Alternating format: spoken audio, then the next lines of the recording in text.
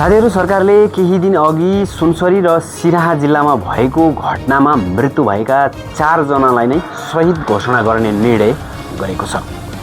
आज बसेको मन्त्री परिषदको बैठकले उक्त निर्णय गरेको हो। 1 नम्बरमा रहेको छ नेपाल भित्र पैट्रिक वा उत्पादन हुने विद्युतबाट सञ्चालन हुने एम्बुलेन्स सब वाहन लाग्ने स्वच्छ पूर्वाधार लगानी शुल्क र मूल्य अभिवृद्धि कर पूर्ण रूपमा छुट गर्ने भनिएको छ।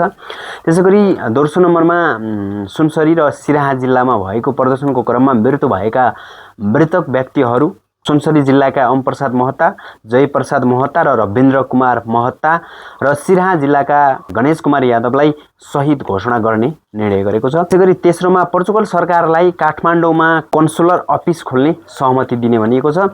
त्यसैगरी चौथोमा वैदेशिक रोजगार बोर्डको कार्यकारी निर्देशक पदमा श्री निर्मला कुमार उप्रेती बारालाई नियुक्ति गरेको छ। त्यसैगरी अन्तिममा रहेको छ पूर्व महालेखा परीक्षक श्री टङ्कमणि शर्मा डङ्गालको संयोजकत्वमा गठित एनसीएलको शेयर खरिद बिक्री सम्बन्धी अध्ययन तथा छानबिन प्रतिवेदन 2080 सार्वजनिक गर्ने भनिएको छ।